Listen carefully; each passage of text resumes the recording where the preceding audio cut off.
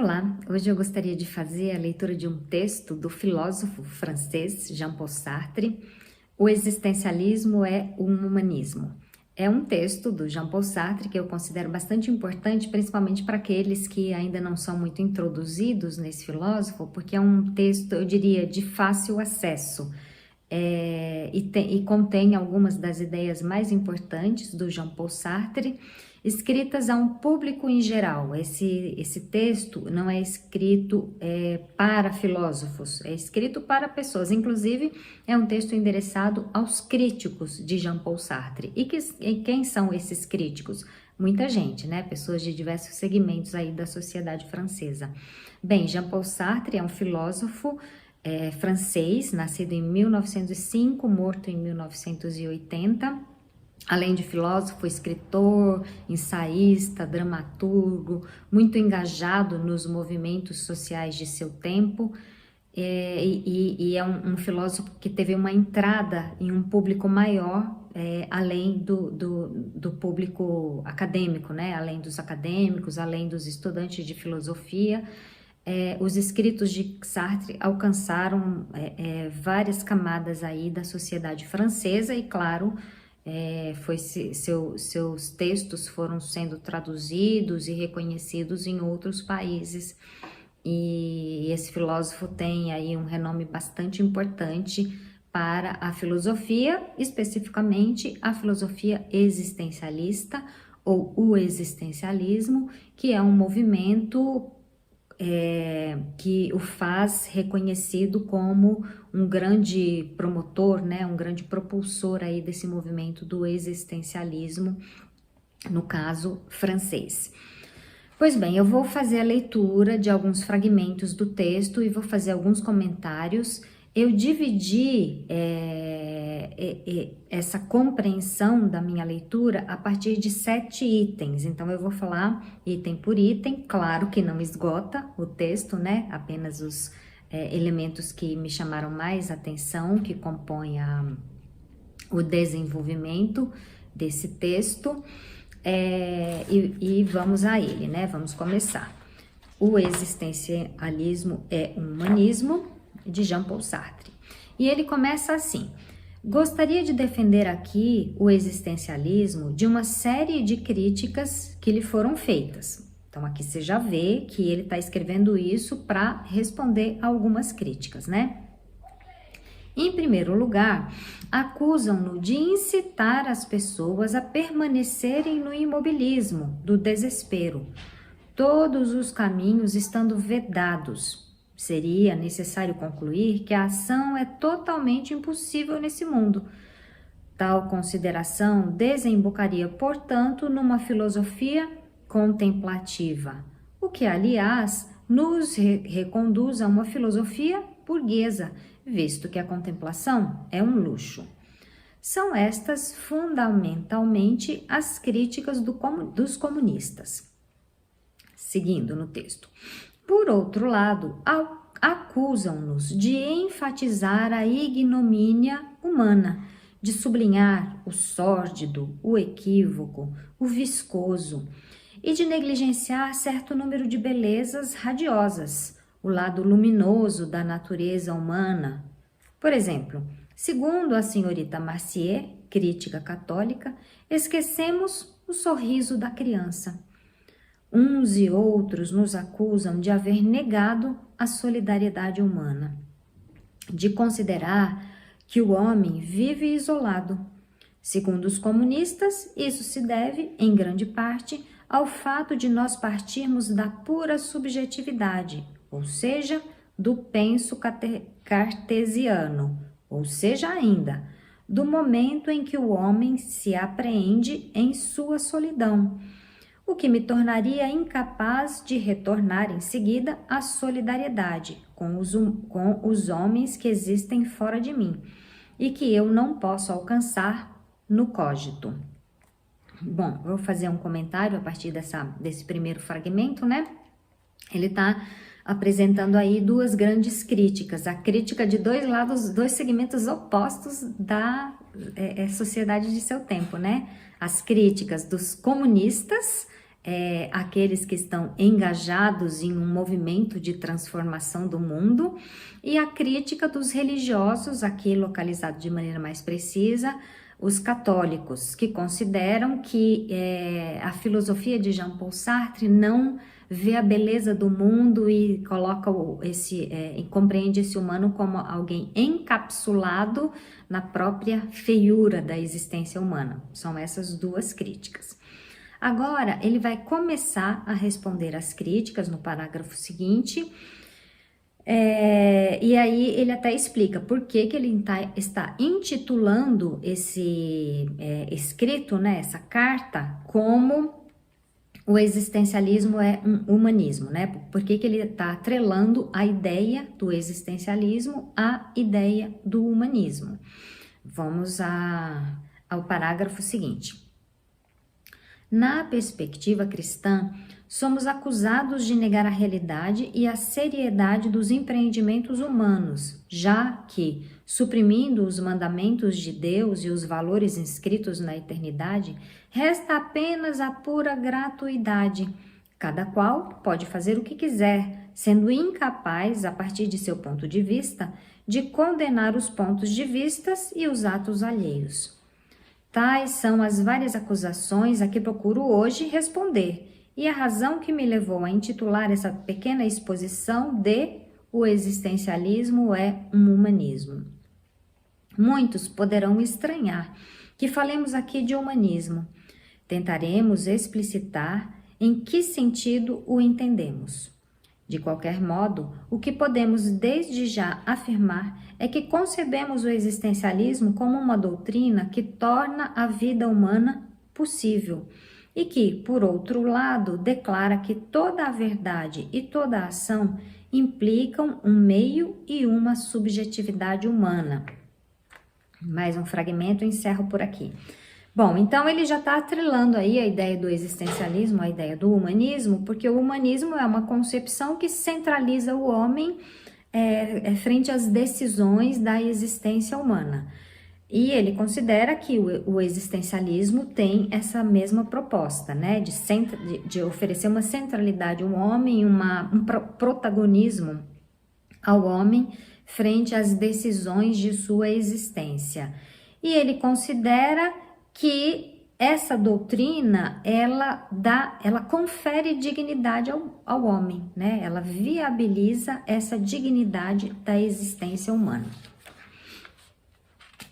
Faltou eu enumerar, né?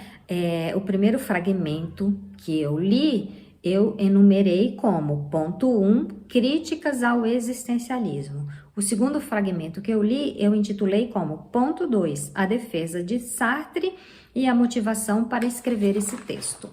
Agora vamos ao ponto 3, que eu intitulo como o existencialismo de Jean-Paul Sartre, que é reconhecido como o existencialismo ateu, e ele vai expor a defesa desse seu existencialismo ateu no fragmento que eu leio a seguir. O existencialismo ateu que eu represento é mais coerente. Afirma que, se Deus não existe, há pelo menos um ser no qual a existência precede a essência, um ser que existe antes de poder ser definido por qualquer conceito. Este ser é o homem, ou, como diz Heidegger, a realidade humana. O que significa aqui dizer que a existência precede a essência? Significa que, em primeira instância, o homem existe, encontra a si mesmo, surge no mundo e só posteriormente ele se define. O homem, tal como o existencialista o concebe, não só é passível de uma definição, porque de início ele não é nada, só posteriormente ele será alguma coisa, será aquilo que ele fizer de si mesmo.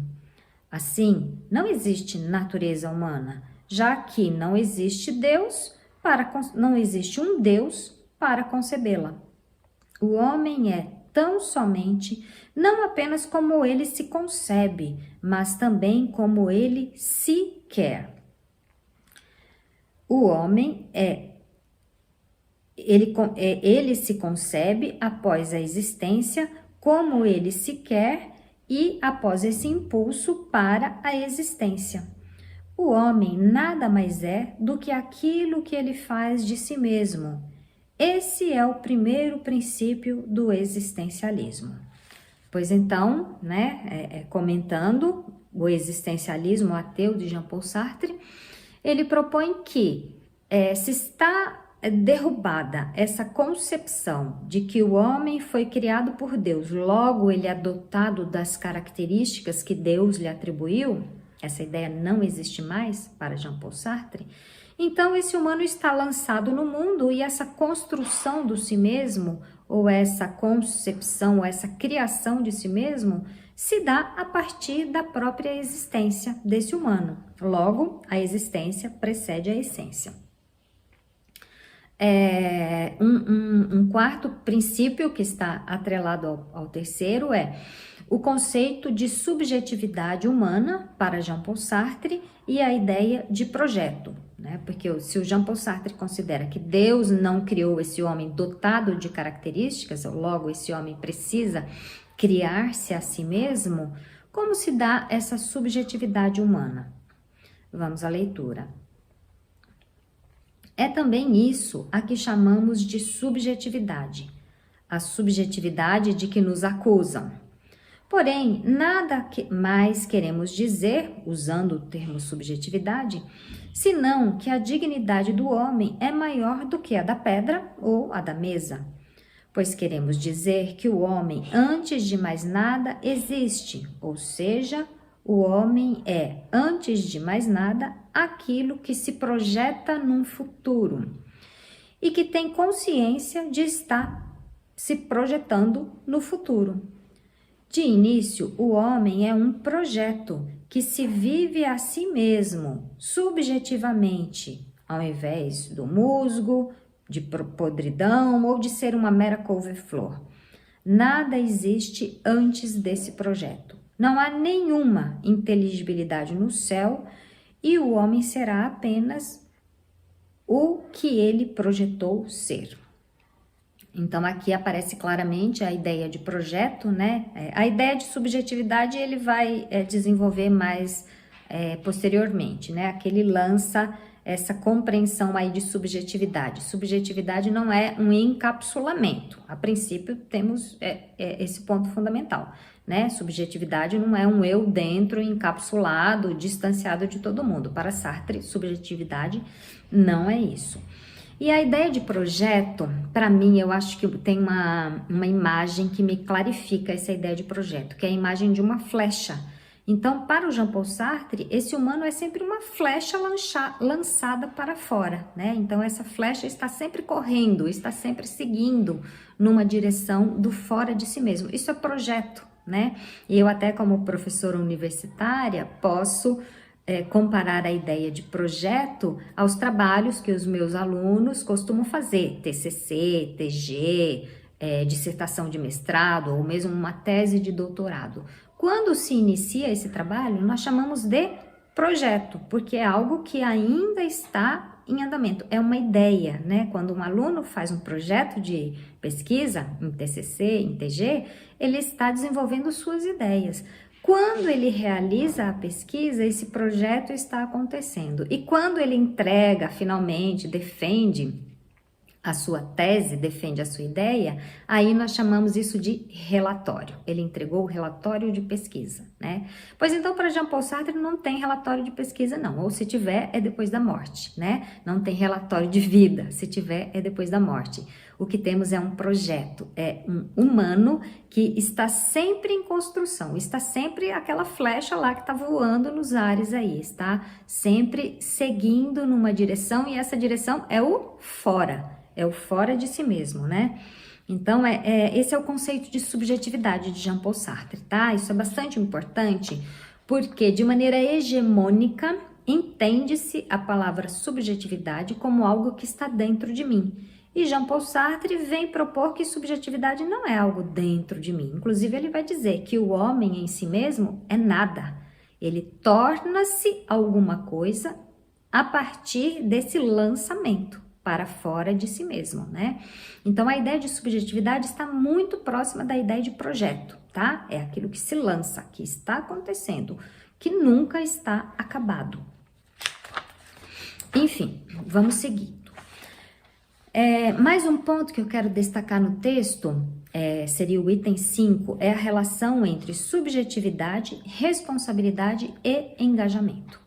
Então, o Jean-Paul Sartre vai desenvolver a sua concepção de subjetividade, entendendo a subjetividade como responsabilidade não apenas em relação a si mesmo e à própria existência, mas também e principalmente responsabilidade frente ao seu círculo comunitário, frente ao lançamento neste mundo onde certamente haverá outras pessoas. E aí entramos na ideia de engajamento, né? Esse humano, esse existencialismo, que é um humanismo, considera esse humano sempre engajado com outros humanos, sempre responsável frente a esses outros humanos. Aí vamos ver como ele desenvolve essa ideia aqui no texto, né? Seguindo com a leitura. Porém, se realmente a existência precede a essência, o homem é responsável pelo que é. Desse modo, o primeiro passo do existencialismo é o de pôr todo homem na posse do que ele é, de submetê-lo à responsabilidade total de sua existência. Assim, quando dizemos que o homem é responsável por si mesmo, não queremos dizer que o homem é apenas responsável por sua estrita individualidade, mas que ele é responsável por todos os homens. A palavra subjetivismo tem dois significados, e os nossos adversários se aproveitaram desse duplo sentido. Vamos explicar. Subjetivismo significa, por um lado, escolha do sujeito individual por si próprio e, por outro lado, significa também a impossibilidade em que o homem se encontra de transpor os limites da subjetividade humana. É esse segundo significado que constitui o sentido profundo do existencialismo. Ao afirmarmos que o homem se escolhe a si mesmo, queremos dizer que cada um de nós se escolhe. Mas queremos dizer também que escolhendo-se, ele escolhe todos os homens. De fato, não há um único de nossos atos que, criando o homem que queremos ser, não estejamos criando simultaneamente uma imagem do homem tal como julgamos que ele deva ser. Escolher ser isto ou aquilo é afirmar concomitantemente o valor do que estamos escolhendo, pois não podemos nunca escolher o mal. O que escolhemos é sempre o bem, e nada pode ser bom para nós sem o ser para todos os outros. Se, por outro lado, a existência precede a essência, e se nós queremos existir ao mesmo tempo que moldamos nossa imagem, essa imagem é válida para todos e para toda a nossa época. Portanto, a nossa responsabilidade é muito maior do que poderíamos supor, pois ela engaja a humanidade inteira. Sou, deste modo, responsável por mim mesmo e por todos, e crio determinada imagem do homem por mim mesmo escolhido. Por outras palavras, escolhendo-me, eu escolho o homem. Encerro aqui essa leitura de fragmento. Aqui vocês vejam como o Jean-Paul Sartre, ele deposita sobre esse humano a grande responsabilidade de fazer as escolhas que vão, de certa forma, representar o outro humano, né? As minhas escolhas, a partir das minhas escolhas, eu crio uma imagem de que o que é ser o melhor humano possível. Ora, se isso é ser o melhor humano possível, eu acredito que cada um deve fazer essa mesma escolha que eu fiz, de ser o melhor humano possível. E essa é uma grande responsabilidade, não apenas perante si mesmo, também perante si mesmo. Mas ele quer se defender da crítica de que a subjetividade me mantém isolado dos outros, me mantém isolada dos outros, né? Ele quer se defender dessa crítica, ele quer dizer que a minha subjetividade, pelo contrário, ela não me isola dos outros, ela me une aos outros, ela me mantém atrelada e ela me faz refletir sobre a minha imensa responsabilidade. Ora, se ao criar uma imagem de humano para mim mesma, essa imagem representa o que há de melhor no humano, então eu preciso ser muito responsável ao criar essa imagem, né? E mais uma vez aqui a gente pode salientar o ateísmo do Jean-Paul Sartre, né? Porque convencionalmente, tanto na religião cristã como em muitas outras expressões religiosas, esse humano, ele é uma responsabilidade de uma criação divina. Então, esse divino, ele fez o melhor para criar o homem, né? E aqui o Jean-Paul Sartre está dizendo, não tem divino que fez o melhor para criar o homem. Então, quem é que vai fazer o melhor para criar o homem? É você. Você vai fazer o melhor para criar esse homem, esse humano que você é. E se você fizer esse melhor, de certa forma você está desejando para a humanidade também esse melhor. Enfim, aqui no parágrafo seguinte, a gente vai relacionar, a partir de Sartre, a responsabilidade com a ideia de angústia. Aqui entra o conceito de angústia em Jean-Paul Sartre, né? Vejam que as concepções de Sartre vão se encadeando uma na outra, né? Então, se esse humano, ele se faz a partir da sua subjetividade, e se essa subjetividade é sempre um projeto em direção ao fora de si mesmo, então esse homem, ele é responsável, ele se mantém engajado num grupo social ou num grupo comunitário. E essa responsabilidade frente a si mesmo e frente ao outro também vai produzir uma angústia. Aí vamos ver como ele defende essa ideia, né? A ideia que eu quero propor agora é responsabilidade e angústia em Jean-Paul Sartre. Tudo isso permite-nos compreender o que subjaz a palavras um tanto grandiloquentes como angústia, desamparo, desespero. Como vocês poderão constatar, é extremamente simples. Em primeiro lugar, como devemos entender a angústia? O existencialista declara frequentemente que o homem é angústia. Tal afirmação significa o seguinte: o homem que se engaja e que se dá conta de que ele não é apenas o que escolheu ser, mas também ele é um legislador que escolhe simultaneamente a si mesmo e a humanidade inteira, não consegue escapar ao sentimento de sua total e profunda responsabilidade. Bom, então aqui ele está entendendo a angústia como uma expressão dessa responsabilidade, né? Não tem ninguém comigo que vai me dizer se a minha escolha foi a melhor ou a pior. Daí surge a angústia, né? A angústia, ela surge frente a essa responsabilidade de uma escolha. Aqui, né, a gente pode desenvolver um pouquinho a ideia da escolha, né? A escolha sempre se faz a partir de um leque de possibilidades, né? Então, se nós temos um leque de possibilidades, nós vamos escolher uma possibilidade. E as outras? Provavelmente vamos perder as outras possibilidades. Logo, toda escolha, ela vai produzir essa angústia, porque eu vou perder as outras. E eu nunca vou ter certeza se essa que eu escolhi, de fato, será a melhor.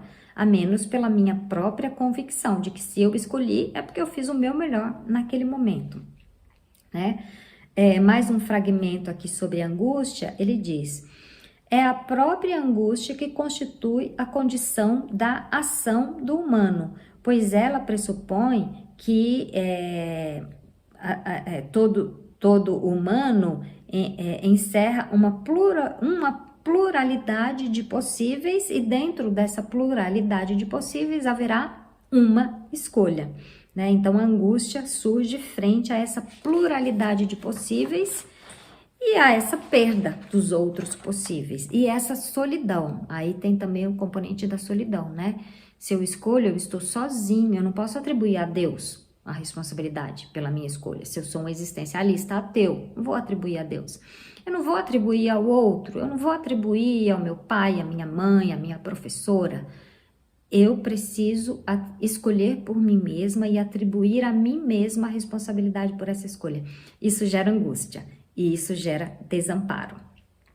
Mas vamos desenvolver também um pouquinho mais essa ideia do desamparo, né? Como Jean-Paul Sartre considera o desamparo. Então, o meu próximo item salientado, ponto 7, é desamparo e liberdade em Jean-Paul Sartre. Vamos ao texto. O existencialista, pelo contrário, pensa que é extremamente incômodo que Deus não exista, pois, junto com ele, desaparece toda e qualquer possibilidade de encontrar valores num céu inteligível. Não pode mais existir nenhum bem a priori, já que não existe uma consciência infinita e perfeita para pensá-lo. Não está escrito em nenhum lugar que o bem existe, que devemos ser honestos, que não devemos mentir, já que nos colocamos precisamente num plano em que só existem os homens. Né? Então, aqui ele está falando do incômodo, né? O ateísmo não é uma coisa tão confortável assim, porque seria mais fácil atribuir a Deus e esperar de Deus, inclusive, que esse conjunto de códigos de moral venham de Deus, e aí eu preciso simplesmente seguir esse conjunto de códigos que me foi dado, né? Mas aí o Jean-Paul Sartre considera a inexistência desse Deus, então esse conjunto de códigos precisa ser criado por você mesmo, por mim mesma, a partir dessa radical responsabilidade que o homem tem frente à sua existência e à existência do outro. E aqui ele vai citar Dostoiévski na obra Os Irmãos Karamazov. Tem um dos personagens que diz assim: se Deus não existe, tudo seria permitido. E aí o Jean-Paul Sartre vai comentar: eis o ponto de partida do existencialismo. De fato, Deus não existe. Então, tudo é permitido? Como é que fica isso, né? De fato, tudo é permitido se Deus não existe. E, por conseguinte, o homem está desamparado, porque não encontra nele próprio e nem fora dele nada a que se agarrar. Para começar, não encontra desculpas. Com efeito, se a existência precede a essência, nada poderá jamais ser explicado por referência a uma natureza humana dada e definitiva. Ou seja, não existe determinismo. O homem é livre, o homem é liberdade. Por outro lado, se Deus não existe, não encontramos já prontos valores ou ordens que possam legitimar a nossa conduta. Então, nada disso é dado a priori. Estamos sós, sem desculpas, é o que posso expressar dizendo que o homem está condenado a ser livre.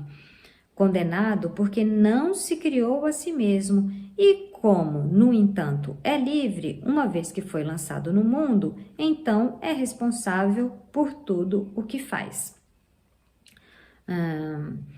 É uma leitura bastante interessante, gente, e eu diria que é uma leitura bastante acessível. Então, eu estou lendo apenas uns fragmentos aí e digo para você, pegue o texto e leia. A totalidade do texto é 27 páginas, é um texto bastante acessível mesmo, né? Então, aqui ele enfatiza essa ideia de liberdade, né? Quando Dostoiévski escreveu no livro Os Irmãos Karamazov, né, esse diálogo, era um diálogo entre dois irmãos, um irmão ateu, o Ivan, e um irmão, um cristão muito piedoso, Alyosha. E no diálogo entre os dois surgiu essa ideia, se Deus não existe, tudo é permitido. Mas essa ideia surgiu como uma concepção de que, ora, se não existe a moralidade dada por Deus, o homem não é capaz de criar uma moralidade suficiente para que haja uma existência comunitária viável, né? Essa ideia foi posta aí por Dostoiévski. E aí o Jean-Paul Sartre vem pegar essa mesma ideia para dizer que sim, é viável que haja uma moralidade. E quando eu uso a palavra moralidade, eu estou falando da ética das relações, né? Relações humanas que possam se sustentar no sentido do respeito ao outro. Jean-Paul Sartre acredita que isso é plenamente viável, mesmo sem a existência de Deus. Não precisa ser Deus que vai criar isso. Ele considera que o homem é livre e ele é responsável por criar esse modo de viver no mundo. Um modo engajado, responsável e que se propõe a construir uma existência comunitária que seja o mais potente possível para todos os humanos, enfim. Gente, agora eu pulei um pouco, tô indo mais para o final do texto, onde ele vai apresentar uma visão mais otimista do homem, né? Ele considera que o existencialismo não é coisa nenhuma, uma visão pessimista do homem. Pelo contrário, é uma visão muito otimista. Ele vai defender isso e ele vai fazer um fechamento aí para as respostas que ele quis dar, né? Só recordando que nós falamos lá no princípio. Resposta a quê? Resposta a duas críticas principais. A crítica dos comunistas de que o existencialismo é um modelo de construção filosófica que mantém o homem isolado dos outros, encapsulado na sua subjetividade, tô nem aí para o resto da comunidade. Ele vai responder a essa crítica e ele vai responder a outra crítica dos cristãos, de que o existencialismo é uma doutrina que nos leva a ter um profundo desânimo frente à humanidade, percebendo somente o lado feio da humanidade, né? Então ele vai fazer o fechamento aí dessas duas críticas. Vamos à leitura do item que eu identifiquei como item 8, visão otimista do homem. E ele apresenta também a moral da ação e do engajamento, né? Vamos lá. Creio que respondemos assim a algumas críticas feitas ao existencialismo. Vimos, portanto, que ele não pode ser considerado como uma filosofia do quietismo, já que define o homem pela ação, nem como uma descrição pessimista do homem. Não existe doutrina mais otimista, visto que o destino do homem está em suas próprias mãos, nem como uma tentativa para desencorajar o homem de agir. O existencialismo diz-lhe que a única esperança está em sua ação e que só o ato permite ao homem viver. Nesse plano, estamos, por conseguinte, perante uma moral da ação e do engajamento. Todavia, a partir desses poucos dados, acusam-no ainda de aprisionar o homem em sua subjetividade individual. Também aí nos interpretam muito mal. Nosso ponto de partida é, de fato, a subjetividade do indivíduo. E isso por razões estritamente filosóficas. Não podemos, não porque sejamos burgueses, mas porque desejamos uma doutrina baseada na verdade e não um conjunto de belas teorias cheias de esperança, mas sem fundamentos reais. Como ponto de partida, não pode existir outra verdade senão esta, de Descartes. Penso, logo existo. É a verdade absoluta da consciência que apreende a si mesma. Qualquer teoria que considere o homem fora desse momento em que se apreende a si mesmo é, de partida, uma teoria que suprime a verdade, pois, fora do cogito cartesiano, todos os objetos são apenas prováveis, e uma doutrina de probabilidades que não esteja ancorada numa verdade desmorona no nada. Para definir o provável, temos de possuir o verdadeiro. Portanto, para que haja uma verdade qualquer, é necessário que haja uma verdade absoluta. e esta simples e fácil de entender. Está ao alcance de todo mundo. Consiste no fato de que eu me apreender a mim mesma sem intermediário, ou melhor, de que eu apreendo a mim mesmo sem intermediário. Bom, acho que eu vou ficar nesse fragmento em que, primeiro, né, ele é uma coisa que eu não falei a princípio, né, ele é acusado de burguês, né, o Jean-Paul Sartre é acusado de que o existencialismo é coisa de burguês, que fica lá numa contemplação, e ele vai dizer, não, a minha teoria não tem nada a ver com esse quietismo, com essa contemplação que mantém o homem preso em suas ideias e sem intervenção nenhuma sobre o mundo, nada disso. Vamos atuar sobre o mundo, né? Essa filosofia é uma filosofia da ação e do engajamento. Pois, então, concluímos aqui a leitura desse texto. O Existencialismo é um Humanismo, de Jean-Paul Sartre, embora eu estou concluindo a leitura mais ou menos no meio do texto, tá? Tô na página 12 aqui, ele ainda vai seguir com outras considerações, mas são os pontos que eu quis salientar, né? Os itens que eu quis salientar. Eu vou passar um por um, todos eles, né? Item 1, críticas ao existencialismo. Item 2, a defesa de Sartre e a motivação para escrever esse texto. Item 3, como o Jean-Paul Sartre concebe o seu existencialismo ateu. 4, o conceito de subjetividade e a ideia de projeto. 5, a subjetividade como responsabilidade e engajamento. 6, responsabilidade e angústia em Jean-Paul Sartre. 7, desamparo e liberdade, como criar a si mesmo a partir desse desamparo e liberdade. E para concluir, né, esse item 8, que ele fecha dizendo, nós temos uma moral da ação e do engajamento, e esta é uma visão bastante otimista do humano. Essas são as minhas considerações sobre o texto, apenas uma breve apresentação para quem está iniciando aí no Jean-Paul Sartre, porque quem já leu Jean-Paul Sartre, essa minha apresentação é muito superficial, enfim. Mas para quem quer se aproximar dele, fica, eu diria assim, como que um gostinho para que você dê continuidade, faça a leitura e tire suas próprias conclusões. E por hoje nós ficamos por aqui. Até nosso próximo encontro.